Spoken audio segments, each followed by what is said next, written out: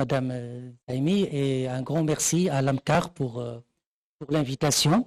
Donc, mon premier topo, c'est sur les accidents ischémiques transitoires. Donc, je l'ai intitulé détection et intervention, parce qu'il y a deux aspects. Il y a le premier aspect, c'est l'aspect quand même diagnostique, parce que souvent, cette situation est prise par excès ou parfois par défaut. Donc, on va essayer de dérouler un petit peu quelles sont les situations cliniques qui permettent un diagnostic d'AIT. Mais aussi, l'intervention, c'est-à-dire comment traiter les AIT avec des recommandations récentes et particulièrement la place de la bithérapie antiagrégante plaquettaire dans ce genre de situation, bien sûr, en dehors d'une cause cardiaque qui va faire indiquer dans l'immédiat une anticoagulation. À défaut d'une cause cardiaque, généralement, il y a des indications d'une bio-antiagrégation plaquettaire dans des situations bien précises. Alors, d'abord, juste pour insister qu'il y a déjà un petit problème un peu nosologique, excusez-moi, alors un petit peu nosologique par rapport à la définition de l'AIT, pour plusieurs raisons, parce que il y a plusieurs types de définitions, on va en parler. Il y a certains patients qui ne consultent pas. Est-ce qu'on peut définir un AIT avec un scanner seul ou il nous faut une IRM? Parce qu'on va voir que la définition inclut l'absence de preuves de lésions cérébrales. Et on sait que la sensibilité du scanner et de l'IRM sont fort différentes. Donc, il y a quand même des aspects nosologiques à expliquer. Alors, retenez bien sûr l'incidence, par exemple, annuelle des AIT à 54 000 AIT par an en France. C'est quand même énorme. C'est-à-dire c'est quand même quelque chose que tout médecin pourrait, à un moment ou à un autre, avoir, on va dire, l'expérience avec ce genre de situation. Alors, la définition de l'AIT, il a quand même beaucoup changé. On se rappelle des années 60, où l'AIT, c'est un dysfonctionnement neurologique focal transitoire de durée moins de 24 heures. Mais ça, c'était à l'ère avant l'imagerie. Par la suite, en 2004, on a compris que finalement, les AIT durent généralement, typiquement, moins d'une heure. Lorsque des symptômes neurologiques durent plus d'une heure, c'est seulement dans 10% que ça régresse. C'est-à-dire que dans 90%, il y aura une lésion cérébrale. Donc c'est pourquoi il y a cette définition un petit peu que l'AIT, c'est un dysfonctionnement neurologique focal qui dure typiquement moins d'une heure, sans preuve d'une lésion cérébrale.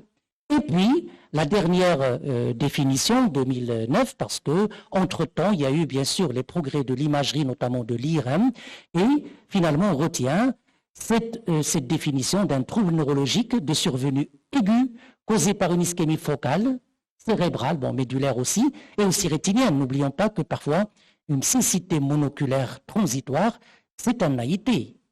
Et ça témoigne généralement d'une pathologie de la carotide qu'il faut traiter rapidement. Et sans signe d'infarcissement à l'imagerie, on va rapidement discuter ces aspects sur une diapo par la suite. Alors, aussi, n'oublions pas que le cerveau, ce qui parle cliniquement, c'est généralement les choses liées à un dysfonctionnement d'une aire qui est responsable, par exemple, de la motricité. On va avoir une hémiparésie. Lorsque, par exemple, c'est l'aire visuelle, on aura une hémianopsie. Lorsque c'est l'aire de langage, on aura une aphasie. Mais quid des autres régions du cerveau? Lorsqu'on a un dysfonctionnement cérébral, c'est-à-dire qu'il y a possibilité d'avoir d'autres manifestations bien plus compliquées qui ne sont pas toujours accessibles, on va dire, à l'examen clinique des patients. Alors, puisque le diagnostic est souvent fait à l'interrogatoire, parce que souvent on vient après l'épisode, du coup, il y a beaucoup de diagnostics différentiels. On ne va pas bien sûr les citer, mais je vais vous donner généralement quelles sont les clés pour dire qu'il y a un AIT probable, un AIT possible, pour ne pas porter ce diagnostic par excès et parfois par défaut. Alors, concernant l'imagerie, c'est quelque chose de très important. Alors, on va dire une idée d'abord intéressante, c'est que une fois on a un patient qui a un AIT, il faut absolument essayer d'obtenir une IRM. Je vais vous dire pourquoi, parce que on peut avoir beaucoup de pièges sur le scanner, et je vais essayer de vous montrer tout cela à travers quelques cas cliniques rapides, parce que c'est un diagnostic qui peut être porté par excès, avec parfois des conséquences qui ne sont pas toujours bonnes. Alors, je vous donne par exemple ce patient que j'ai eu à voir il y a 2 ans peut-être, pour une HTA, sous amlodipine, un anévrisme de l'aorte abdominale qui a été découverte fortuite et qui fait brutalement 2 épisodes similaires à 24 heures d'intervalle, une lourdeur de l'hémicarpe droit avec un trouble du langage qui a duré 15 minutes. On est dans une définition clinique d'un AIT. Son scanner cérébral, ce qu'on peut voir, c'est un aspect d'hypodensité ici, mais retenez que c'est homolatéral à la clinique, donc c'est quand même un peu atypique. Son ECG, le rythme était sinusal, il a été mis sous aspirine, sur un scanner dont l'arrière-pensée, bien sûr, d'un AIT. Alors, ce patient, il a eu une réapparition, une aggravation des épisodes. Il a commencé à faire 15 épisodes similaires par jour. Donc, le diagnostic, par la suite, a été celui d'un AIT qui récidive malgré l'aspirine. Et du coup, il y avait l'ascension du clopidogrel avec une aggravation davantage des symptômes. Et en fait, le diagnostic, c'était celui d'une pathologie qui n'est pas si rare que ça, qui est l'angiopathie amyloïde. On va en parler dans le cours sur le focus sur les AVC hémorragiques. Alors, les angiopathies amyloïdes, il y a généralement un petit saignement au niveau du cortex qui donne des pseudo-AIT qui s'aggravent sous antiagrégants plaquettaires. Et donc, ce patient, il avait ce qu'on appelle des amyloïdes spells, ça veut dire des pseudo-AIT induites par la présence de sang au niveau de la convexité qui était aggravée par le premier antiagrégant, par le deuxième. Heureusement, il n'a pas fini par une hémorragie intracérébrale massive. Donc, juste pour vous dire, devant un AIT, il ne faut pas s'arrêter un scanner. L'IRM montrerait des choses très intéressantes. Alors, juste cette entité, c'est pas si rare que ça, ça donne typiquement des aspects, on va dire, de déficit régressif qui durent quelques minutes. Il faut y penser chaque fois que ça se répète fréquemment, parce que généralement les AIT ne se répètent pas à une telle fréquence sans que le patient finisse par avoir un infarctus. Lorsque c'est très fréquent, ça s'aggrave sous antiagrégant. Pensez à cette entité qu'on va voir après. L'angiopathie amyloïde, c'est quand même la première cause de l'hémorragie intracérébrale au-delà de 60 ans. Ce n'est pas une pathologie qui est rare. Là, les patients finissent par avoir généralement un hématome lobaire au niveau de cet endroit si on n'évite pas les antithrombotiques, que ce soit antiagrégants ou anticoagulants. Alors, un deuxième cas que j'ai à voir il y a de cela peut-être 2 mois, juste pour vous montrer quelle est la valeur de l'IRM devant un AIT. Alors, cette patiente, pas d'antécédent, elle a 27 ans, quand même, c'est une femme jeune. Il fait brutalement une lourdeur du membre supérieur gauche et une déviation de la face. Sur l'IRM, il y a cette petite lésion en diffusion qui explique parfaitement les symptômes. Lorsque je l'ai vu, il n'y avait aucun autre symptôme. Et donc, ce genre d'AVC, si on avait fait un scanner, on ne va pas trouver cet aspect. Et ce genre de lésion, c'est une femme à 27 ans qui n'a pas de facteur de risque, c'est quand même très en faveur d'une origine cardio-embolique et notamment d'un FOP. C'est un pattern qui est très en faveur, et je pense que c'était une observation qu'on a vue ensemble. Et j'avais d'ailleurs démarré l'anticoagulation avant de demander des explorations cardiaques, parce que c'est quand même des choses très suggestives d'un foramen ovale qui a été finalement retrouvé, c'est bien ça, c'était un foramen ovale large. Okay. Voilà, donc c'est pour vous dire aussi que l'imagerie, non pas seulement elle pose le diagnostic, mais ça permet d'orienter les étiologies sous-jacentes. Et puis là, donc c'est une autre situation qu'on va pas développer par manque de temps. Alors, les AIT, généralement, c'est un ensemble de symptômes cliniques. Ça peut être un AIT qu'on classe probable. Lorsqu'on dit AIT probable, ça veut dire ça doit, on va dire, cette situation doit nous mettre dans le contexte d'une ischémie potentielle et faire des investigations dans ce sens, par opposition aux AIT possibles, qui relèvent généralement de choses pas du tout spécifiques.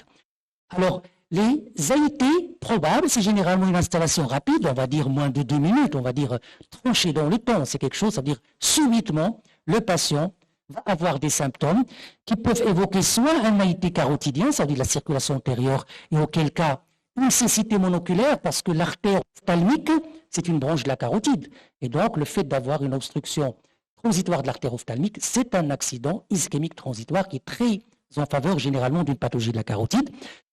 Un problème du langage, ça veut dire un manque de mots, une impossibilité de trouver les mots, ça c'est un signe aussi très en faveur d'un AIT. Et puis parfois des troubles moteurs, ça veut dire un déficit moteur du membre supérieur, de l'hémiphase qui dure quelques minutes.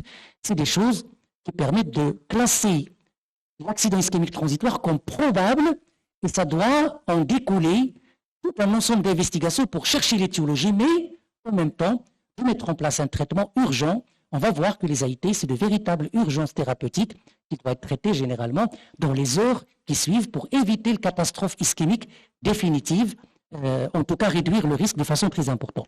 Alors lorsqu'il s'agit d'un AIT du territoire vertébro-basilaire, ça veut dire dans le territoire un peu postérieur, là, le tronc basilaire il est au milieu, donc souvent on a des symptômes parfois à bascule, c'est-à-dire des hémiparésies parfois à droite, parfois à gauche. Il y a d'autres symptômes qu'on peut retrouver. Donc cette liste va définir ce qu'on appelle un AIT probable, c'est-à-dire le fait de trouver ce genre de symptômes, il faut investiguer dans ce sens. Alors qu'appelle-t-on des AIT possibles? Les AIT possibles, ça veut dire lorsqu'on a un des symptômes, c'est possiblement un AIT, mais ça ne doit pas donner, on va dire, ouvrir les investigations dans le sens d'une ischémie. Ça reste possible, c'est-à-dire qu'il y a toujours une exploration clinique à faire. Si on s'amuse à explorer tous les vertiges comme étant des AIT, on ne va pas finir. Que le vertige soit un signe d'accident ischémique transitoire, c'est possible, mais c'est quand même une situation très rare. C'est la même chose, par exemple, pour les situations que j'ai montrées ici. Par contre, lorsqu'on a deux de ces symptômes en même temps, ça va rendre la situation probable et du coup, il faut aller dans le sens des investigations vasculaires pour ne pas méconnaître une situation qui aura besoin d'un traitement particulier. Donc, AIT possible, c'est des situations très fréquentes qui ne sont pas du tout spécifiques à la situation. AIT probable, c'est spécifique, il faut y aller. Généralement, on trouvera une explication à cela. Et puis, troisième écueil, les choses qui ne doivent pas être retenues comme étant un AIT. Parce que tout ce que vous trouvez là, une altération de la conscience isolée qui dure quelques minutes, une syncope, une sensation de tête vide, un étourdissement isolé. Il y a beaucoup de patients qui décrivent ce genre de choses, une faiblesse généralisée. Ben ça ne témoigne pas d'un dysfonctionnement focal. Donc, ça n'obéit pas à la définition d'un AIT. Parce que parfois, on voit des patients, ils font une petite perte de connaissance, et on les voit par la suite. Le médecin m'a dit, vous avez fait possiblement, probablement un AIT. L'AIT ne donne pas de dysfonctionnement global, ça donne un dysfonctionnement focal. Il faut que le symptôme renvoie vers une région bien définie. Là, il y a beaucoup d'autres situations, bien sûr, qui expliquent ce genre de choses. Et puis, la dernière situation, c'est lorsque les symptômes n'ont pas un caractère brutal, mais plutôt marche d'escalier. Je fais allusion à la migraine. Il faut savoir qu'il y a beaucoup de cas de migraine sans céphalée. Parfois, il y a des migraines avec aura, où les patients vont sentir des fourmillements. Après quelques secondes, quelques minutes, ils vont sentir une lourdeur. Après quelques minutes, ils vont sentir un manque de mots. Ça, c'est plutôt ce qu'on appelle l'aura migraineuse. Ce n'est pas un AVC. Lorsqu'il y a une marche par palier des symptômes, vous pouvez exclure l'AIT. C'est plutôt, souvent ça va être suivi par une céphalée, ça définit une migraine avec aura, mais parfois on peut ne pas avoir de céphalée. Donc c'est des éléments très intéressants. Donc tout ce que j'essaie de présenter là, c'est plus pour l'aspect détection de l'AIT. Vous avez vu qu'il y a des choses, on peut porter ce diagnostic par défaut ou parfois par excès si on ne respecte pas ce genre de situation. Alors, qu'en est-il un petit peu, on va dire, qu'est-ce qu'il faut faire finalement devant un patient qui a un dysfonctionnement neurologique qui renvoie vers la définition de l'AIT? Alors déjà, on va dire sur le travail de l'équipe de Rothwell en 2007, alors ils ont remarqué que les patients qui sont, on va dire, pris en charge de façon conventionnelle sans une prise en charge très rapide, généralement ils ont un risque, on va dire, de 13% de développer un AVC dans les 3 mois. Alors, prise en charge rapide, basée sur un traitement antithrombotique convenable, généralement d'autres thérapeutiques, bien sûr de l'hypertension, un hypolipémia, ont réduit de 80% le risque d'avoir un AVC ischémique. C'est pour vous dire que l'AIT, c'est une véritable urgence. Il y a en France, par exemple, des cliniques spécialisées dans les AIT pour permettre une prise en charge très rapide, très correcte, pour permettre de réduire jusqu'à 80% quand même le risque d'avoir un AVC ischémique, et cette étude la démontre très clairement. Alors, comment évaluer ce risque de survenue de l'AVC ischémique devant un AIT? Il y a quelques scores, bien sûr, ils ont les limites, mais le score le plus souvent utilisé, c'est déjà sur cette grande étude, ce qui a été remarqué par les auteurs et qui est corrélé à un AVC généralement dans les 3 mois, c'est ces paramètres ce qu'on appelle le score ABCD2. Ça veut dire si l'âge au-delà de 60 ans, on donne 1 point. S'il y a une tension artérielle supérieure à 40 ou 90, on donne 1 point.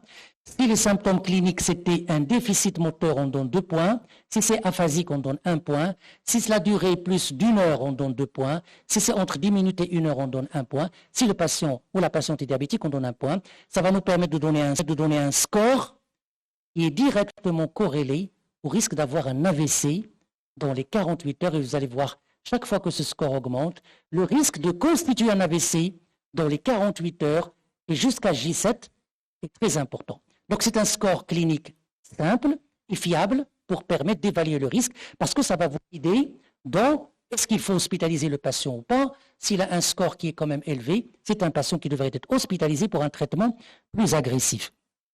Il y a 2 autres éléments qui permettent d'augmenter ce risque d'avoir un AVC. C'est bien sûr lorsqu'il y a une pathologie, lorsque sur l'imagerie, on a déjà une image d'AVC ancienne, ça augmente le risque, mais aussi lorsqu'il y a une pathologie de la carotide, ça veut dire une sténose carotidienne, et ça a été démontré que la présence d'une sténose carotidienne, lorsqu'elle est significative, dans le contexte d'un AIT, augmente de façon très nette. C'est quand même l'étiologie de loin la plus fréquente d'une constitution de l'AVC après un AIT. Et c'est pourquoi d'ailleurs la prise en charge chirurgicale d'une sténose de la carotide après un AIT doit se faire généralement dans les 15 jours après l'AIT ou l'AVC mineur, parce que c'est là où le risque est très important, parce que par la suite, le risque généralement redevient comme les autres étiologies. Alors là, par exemple, sur un registre, vous allez bien remarquer que sur ce registre d'un suivi sur une année, au début, le risque d'avoir des AVC ischémiques, c'est surtout fréquent les 3 premiers mois. Par la suite, il diminue un petit peu. Et si on voit un petit peu ces diagrammes, toujours le score ABCD est très corrélé par rapport au risque d'avoir de l'AVC ischémique. Et aussi, si on veut faire une stratification par étiologie, vous allez remarquer que la présence d'un athérome, une athérosclérose au niveau des artères de gros calibre, c'est quand même l'étiologie de loin la plus pourvoyeuse d'une récidive sous forme d'AVC constituée, alors que, par exemple, les autres étiologies, la maladie des petites artères, les étiologies cardio-emboliques, sont au milieu. Si on ne trouve rien, le risque de récurrence est quand même faible. Et déjà, le fait de faire un bilan adéquat et on ne trouve rien, déjà le risque d'avoir un AVC constitué diminue nettement par rapport aux autres étiologies. Le suivi à 5 ans, c'est la même chose, des résultats toujours les mêmes. Toujours ce risque qui augmente et qui est très lié surtout au fait d'avoir un athérome au niveau des gros vaisseaux. Le risque est très directement lié au risque de rechute. Alors, qu'en est-il un petit peu du traitement? Alors, je vais vous montrer quelques situations cliniques juste avant d'arriver, bien sûr, aux recommandations actuelles de traitement d'un accident ischémique transitoire.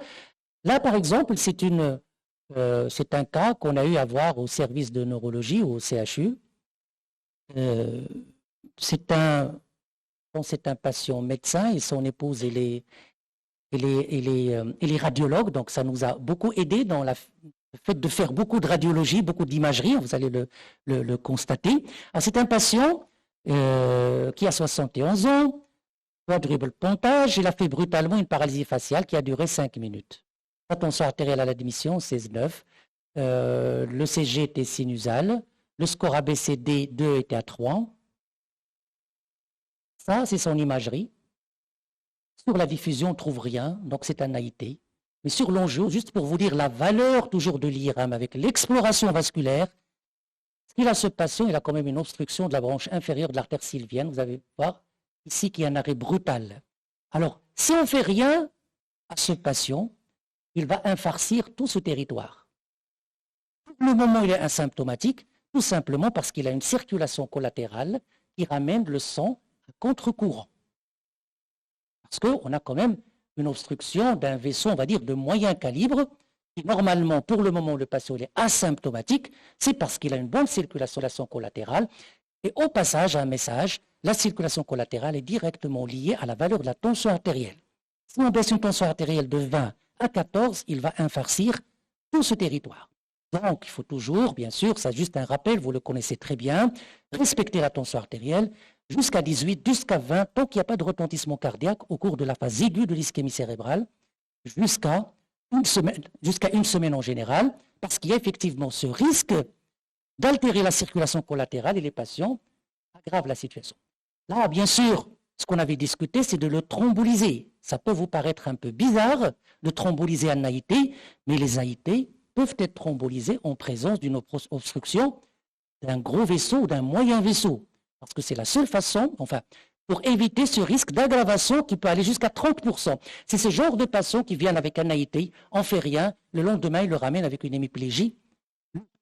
Et pour vous dire un petit peu l'intérêt toujours d'étudier aussi toute l'IR. Alors, c'est un patient qui a été thrombolisé avec de la métalyse, bon, à la même dose que la dose cardiaque, il est à 0,25 dans notre pratique. Alors, là, je vous montre sa première IRM. Rappelez-vous, cette obstruction. Le caillot, il est là. On le voit sur des séquences qu'on appelle des séquences de susceptibilité magnétique. Le caillot, il est là, au niveau de la branche moyenne de l'artère sylvienne à droite. Il n'y avait rien. Une fois on l'a thrombolisé, vous allez remarquer que ça a commencé à se reperméabiliser. Il a eu un petit AVC qui, par rapport à la taille de ce vaisseau, il est vraiment moindre. Ça, c'est le lendemain. Et pourtant, on n'a pas été satisfait du résultat. Moi, j'étais pas... Il y a eu toute une discussion, bien sûr qu'on discute pour est-ce qu'il faut refaire, pas refaire. Le caillot, il est toujours là. On a retrombolisé.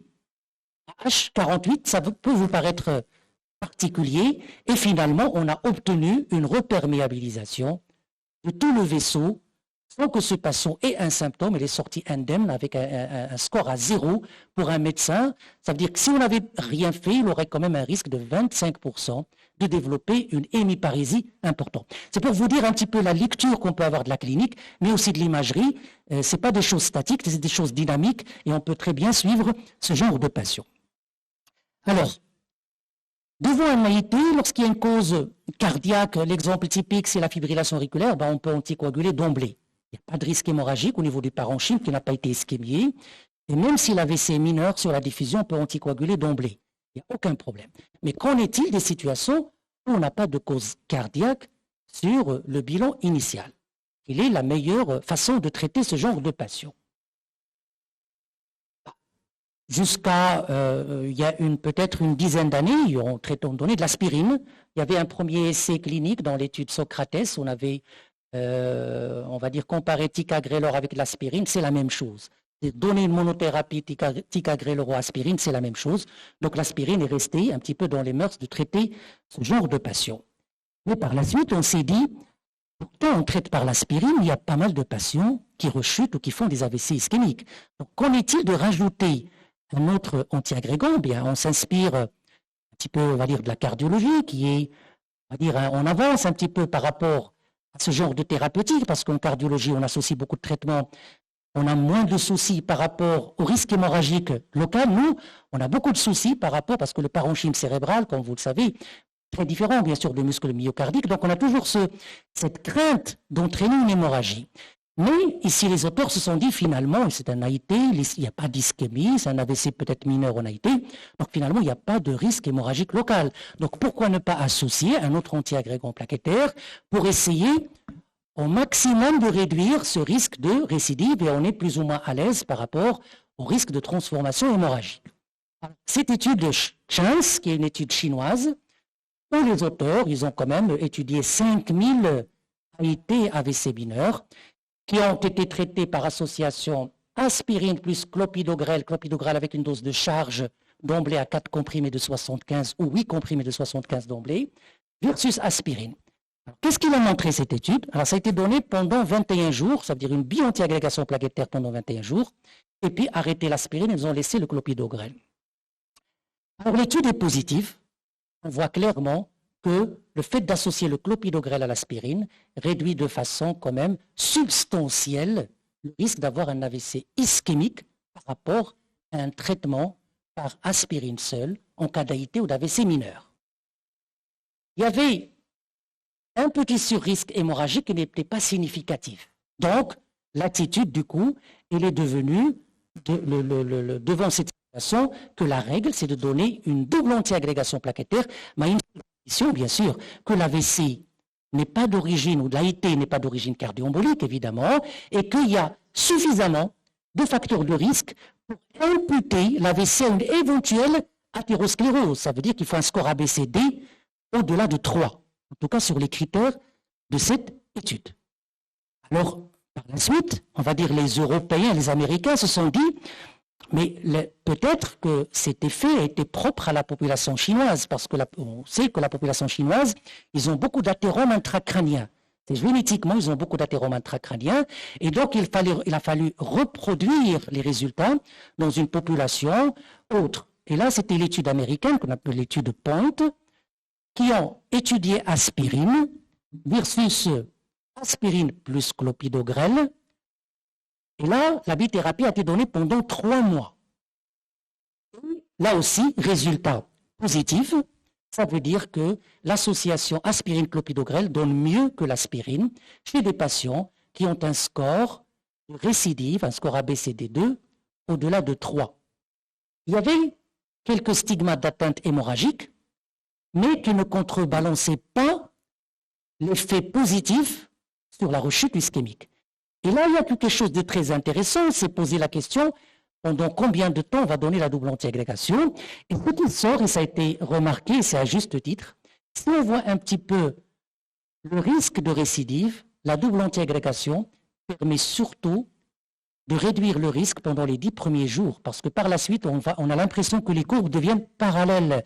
Donc c'est au début qu'on a une efficacité, et justement, c'est surtout au début que le risque hémorragique est moindre, parce que c'est plus par la suite le fait d'associer 2 antiagrégants plaquettaires qu'il y aura un surrisque hémorragique. Et donc la recommandation, la tendance, c'est plutôt de donner une double antiagrégation. Généralement, il y a certains qui donnent 10 jours, il y a certains qui donnent 15 jours, mais en général, on va dire jusqu'à 21 jours. Il ne faut pas la dépasser dans les situations communes, parce qu'on n'aura pas beaucoup de choses à gagner sur le récidive ischémique, mais on expose les patients à un risque hémorragique. Par la suite, une autre étude intéressante, c'est l'étude de Thalès. Comme vous le savez, bien sûr, le clopidogrel, c'est une prodrogue dont l'action, c'est un P2Y12, un anti-P2Y12, qui a notre mécanisme d'action, bien sûr, comme vous le savez. Et la problématique, c'est que le clopidogrel, chez 25% des personnes, du moment que c'est une prodrogue, il y a des anomalies médiées par la génétique qui font que le clopidogrel pourrait ne pas être efficace. Au Maroc, j'avais vu une étude, je pense qu'ils ont étudié cet aspect de la présence de cet allèle, et à peu près 20 à 25% juste dans la population marocaine. Donc, si on donne du clopidogrel, il y a 25% de malchance que ça ne soit pas efficace. Et du coup, cette étude a essayé de voir est-ce que le ticagrelor, bien sûr que vous prescrivez bien sûr beaucoup en cardiologie, est-ce que le Brilique, qui est un médicament avec le même mécanisme d'action que le clopidogrel, mais qui ne passe pas par une phase intermédiaire, elle est directement efficace, est-ce qu'il ne serait pas plus efficace dans ce genre de situation?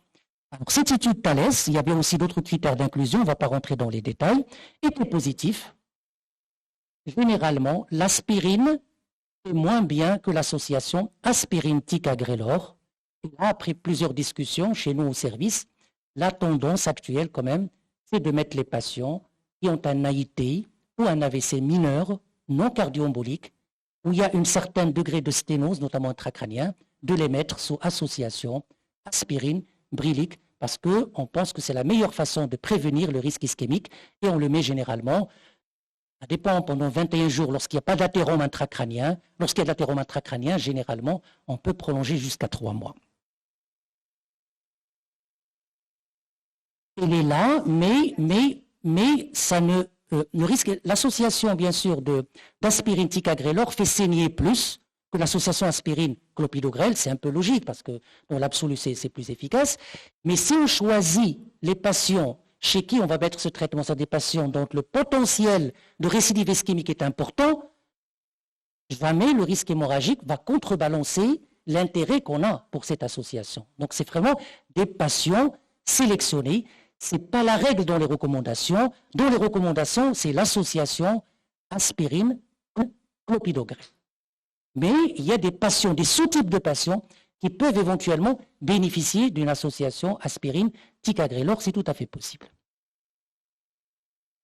Alors là, c'était les Finnois, donc ils ont fait la deuxième étude, qu'on appelle l'étude TRANS-2. Qu'est-ce qu'ils ont fait? Ils ont dit que, est-ce qu'on donne le ticagrelor? Donc ils ont pris les patients qui avaient une mutation qui rend le clopidogrel inefficace. Ils ont étudié ce bras aspirine-clopidogrel versus aspirine-ticagrelor. Ils ont confirmé qu'effectivement, c'est cette mutation qui donne un moindre effet du clopidogrel. Et donc, ça permet de montrer de façon magistrale que la pharmacogénétique, il a encore de la place, bien sûr, il a surtout de la place de plus en plus pour le choix de thérapeutique. Alors, ma dernière diapositive.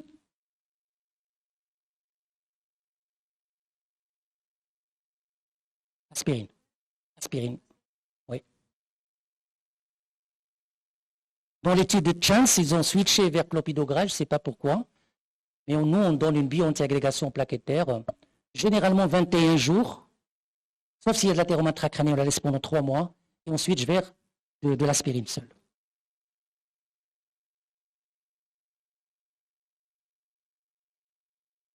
Alors, ma dernière diapositive, en fait, c'est pas grave, en attendant pour la deuxième. Alors, c'est une étude.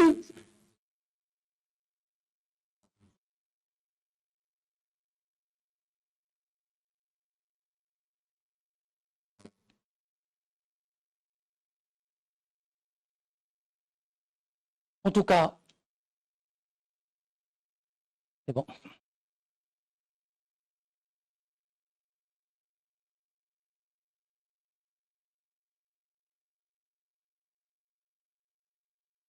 La dernière étude, je vais vous, globalement, donc l'idée aussi, c'est malgré la bio-antiagrégation plaquettaire, il y avait des patients qui récidivaient, donc l'idée de cette étude, c'était est-ce qu'on peut mettre une triple antiagrégation plaquettaire dans les AIT AVC mineurs, et l'étude était négative. La triple antiagrégation plaquettaire, c'était aspirine dipyridamole plus clopidogrel, ne faisait pas mieux qu'une association aspirine-clopidogrel. Donc la règle actuellement, dans les AIT AVC mineurs non cardio-emboliques, un risque important, ABCD au-delà de 3, association aspirine-clopidogrel pendant 3 semaines, et puis passer à une monothérapie par aspirine. Voilà, et je vous remercie.